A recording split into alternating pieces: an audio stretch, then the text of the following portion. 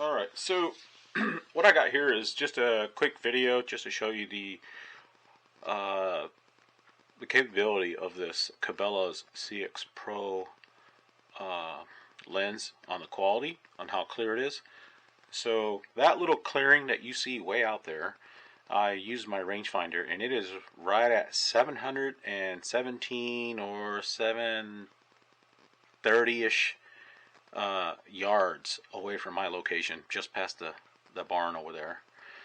It's quite a distance, and right now I'm using a magnification set on 5, right? And when you get into these higher end scopes, or even the lower end scopes, sometimes you'll find a good one, sometimes you can get a bad one. It just depends. It's like trial and error, and you got to just kind of go through them, see what's going to work for you. All right, and obviously what you can afford. So this was the CX Pro. I made a video of it about it not too long ago, about a day ago. It was on Sunday, and it was just talking about the quality of it. And what I wanted to show is how good the optical clarity is on this particular scope. Right now it's at 5 power, and I'm looking all the way out to 700, like I said, 17 to maybe 730-ish yards. When I zoom in, and it zooms in all the way to 25 power. Right. What's really awesome is the optical clarity. Notice how it doesn't darken too much at all right now.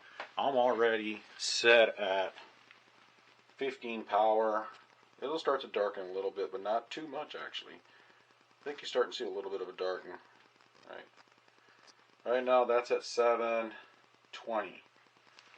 Okay, at 720, I got to adjust the parallax. There we go. And look how clear that comes out. That's pretty darn good. And of course, the only bad thing is the Tacticam is the throw lever is being blocked right now by the Tacticam.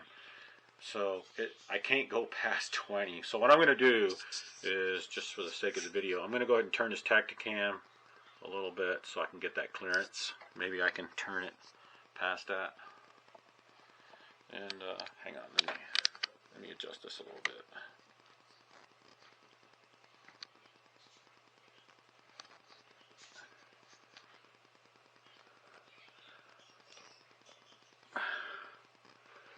Okay. Find out where I left off at.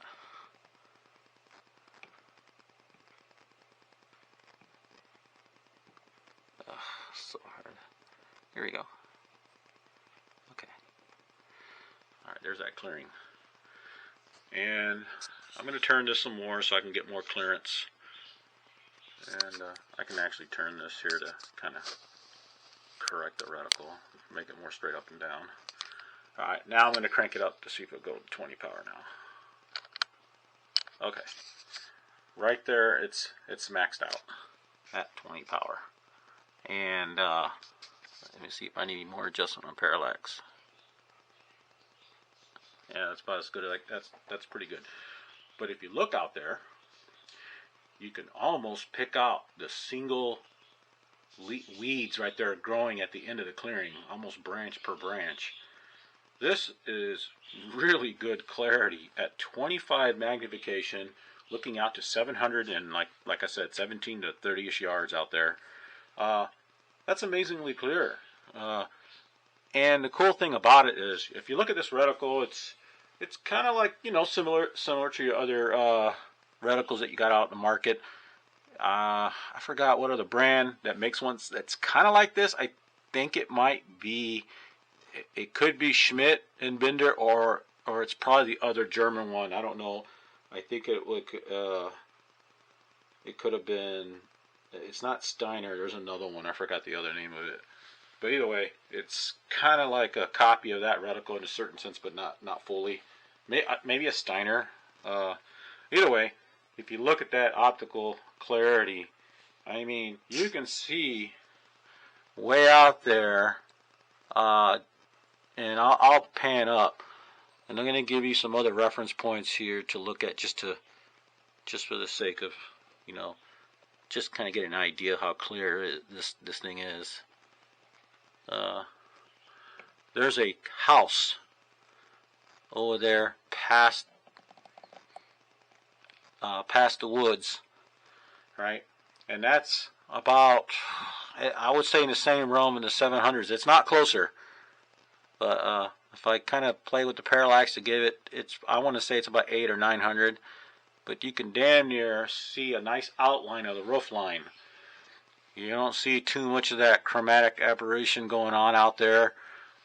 Really, really clear, right? Now, I'm going to kind of go over towards a 100-meter target that I have over here in the back of my property. And I can show you how clear it looks. Alright, and make an adjustment to parallax. And look at that. You can damn near see the paint chips. Like, look at the paint chips, and you could almost differentiate between the paint and the primer, where it ends and where it starts, by looking at that image. Nice and clear image. You don't see hardly any of that chromatic aberration going on. On the back side, there's some little targets, some spinners I put behind that. So those are 126 yards. So between 100 and 26 yards, you still get a nice clear image, not too much adjustment to parallax. Now, let's focus on the tree trunk here. You can see a nice clear image. Let me just adjust this a little bit better. You can damn near see all the grain. A nice clear definition of the grain on that tree. That's 126 yards. Now, go over here. I got a target out at 266 yards. And make some adjustment here. Right there. That's too far. I'd say about right there. Get a nice clear image of that. And if you notice, if I zoom in and out, right, there's hardly any distortion on that reticle, like at the edge, like where typically on cheap scopes the image will start to roll, like it'll start to change its shape, like it's rolling over something, right? It's nice and flat. So this image is outstanding. And can you believe that I bought this for only $440 at Cabela's? I remember seeing this scope many years ago. I think it was on their shelf when it first came out. It was hitting right around the $800 mark, and it was on clearance. Obviously, a lot of people, you know, kind of turn their nose up at it because it's not a Vortex or a Leopold or anything like that, you know, and rightfully so. Some people just don't trust trying out other products. But now, from what I understand, Cabela's got this scope from a company, and it was a undisclosed location in China, right? Whether it's from the same plant that Vortex has their scopes at, or maybe another plant that sells Chinese-made scopes, because there's a bunch out there, right? But the glass on this is amazing, and I cannot get any information other than it came from China as far as the scope. The lens, I don't even think it's Chinese. It's just amazingly clear. I mean, it's definitely a high definition lens, and it does a fantastic job just by looking at that. But anyways, that's what I wanted to show you, the capability of this lens, how clear it is. It's pretty clear. I mean, are you going to be in that Zeiss territory, or, you know, Razor or HD? Probably not. And I honestly can't say yay or nay because I've never looked at one of those. And it's hard to say.